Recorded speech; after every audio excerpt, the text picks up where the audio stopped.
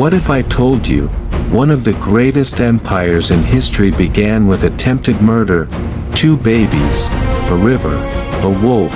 Before Rome conquered the world, it survived its own destruction. This is the true story, and the myth, behind the birth of Rome. But here's the question, was Rome really built by a God's son, or was this story invented to justify power? Stay with me, because the ending changes everything. Before Rome existed, Italy was divided, the Latins in the center, the Etruscans in the north, Greek colonies in the south. Rome did not emerge alone. It was shaped by war, trade, and cultural influence, especially from the powerful Etruscans, who influenced Roman religion, architecture, and kingship. Rome's birth was political from the start. In the city of Alba Longa, King Amulius seized power from his brother. This was political usurpation. To secure his throne, he forced his niece, Rhea Silvia, to become a Vestal virgin, forbidden to have children, no heirs, no threats. But she claimed that god Mars visited her. She gave birth to twin boys, Romulus and Remus, and this terrified the king, because prophecy said, these boys would overthrow him. The king ordered the babies killed. Instead, they were placed in a basket and sent down the river Tiber. But the river flooded, the basket drifted safely to shore, and according to legend, a she-wolf found them, and nursed them. Now pause. Why a wolf?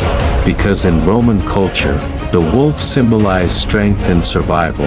This wasn't just myth, it was identity building. A shepherd raised the twins, they grew strong, charismatic, fearless. Eventually, they discovered the truth. They returned to Alba Longa, killed Amulius, restored their grandfather, justice. But ambition doesn't end with revenge. They wanted their own city.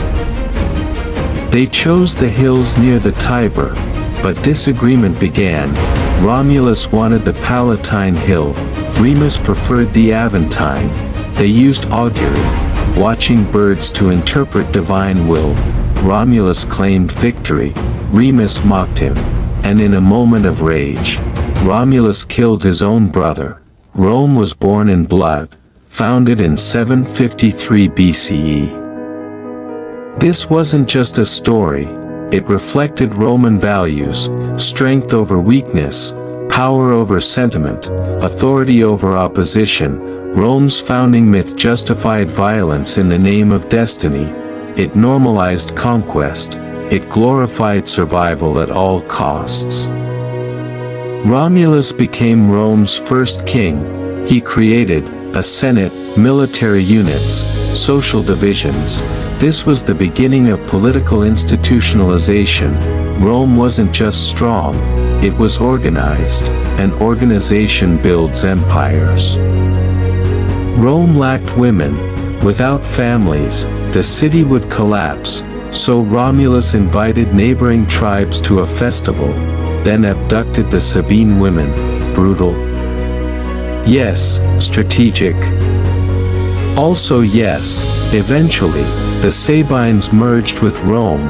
Rome expanded not just by war, but by assimilation. From that small settlement, Rome became a republic, a military superpower, an empire controlling 3 continents, roads, law, architecture, political institutions, all rooted in one foundational story. After Romulus founded Rome, he ruled with strength and vision.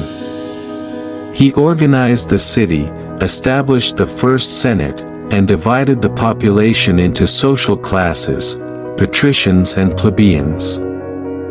These divisions weren't just administrative, they created the framework for Roman society and law, setting the stage for centuries to come. Romulus also understood the importance of alliances and expansion. Through conquest and diplomacy, Rome grew beyond the Palatine Hill, incorporating neighboring villages and towns. His reign was marked by pragmatism, survival and order above all. Romulus eventually disappeared in mysterious circumstances, according to legend, leaving the throne to the second king, Numa Pompilius. Unlike Romulus, Numa focused on religion and tradition. He established the priesthoods, the sacred calendar, and rites that would guide Rome's spiritual life. Numa's rule was peaceful, but it was just as crucial for Rome's identity. He taught Romans that law, piety, and ritual could unify a people as much as military might. After Numa, a line of kings followed, some more controversial than others. Among them was Tullus Hostilius, who preferred war and conquest, expanding Rome's territory and absorbing neighboring Alba Longa. Then came Ancus Marcius, a king who blended diplomacy with military action, building the first bridges and infrastructure, connecting Rome to trade routes. But as Rome grew, so did its neighbors. To the north, the Etruscans were flourishing. Skilled in metallurgy, art, and city planning, they brought a culture Rome couldn't ignore. The Etruscans would eventually dominate the throne for a period, starting with Tarquinius Priscus, the first Etruscan king. Tarquinius Priscus was ambitious. He introduced new building projects, including the famous Circus Maximus for chariot races, and expanded Rome's political institutions, including the Senate. He understood that Rome needed both power and spectacle to thrive.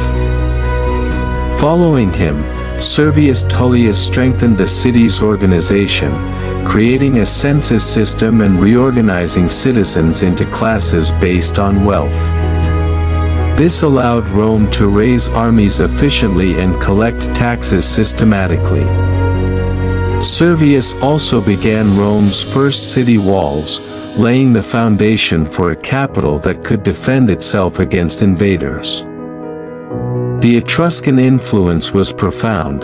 Their art, religious rituals, and political strategies became deeply embedded in Roman culture.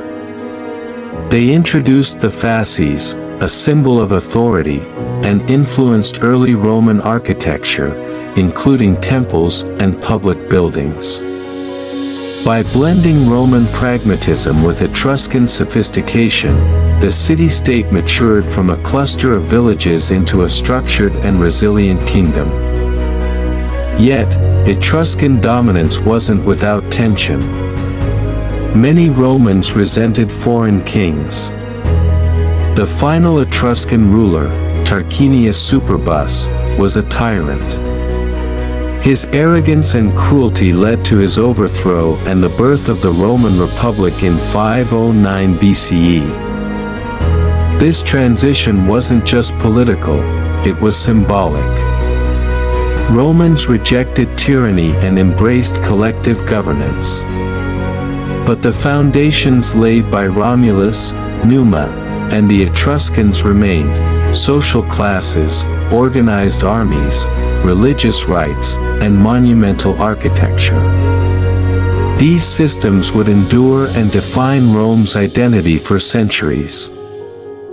From Romulus' pragmatic rule to the sophisticated Etruscan influence, Rome's early kings created the blueprint for an empire. Leadership, law, religion, and infrastructure were the pillars that allowed a small city on the Tiber to grow into a civilization that would shape the Western world. So was Romulus real? Maybe, maybe not, but the myth served a purpose. It gave Rome legitimacy, it gave Rome identity, and it justified Rome's destiny to rule. If you enjoyed this deep dive into ancient history, subscribe for more powerful historical breakdowns. Because history is not just about the past, it explains the present.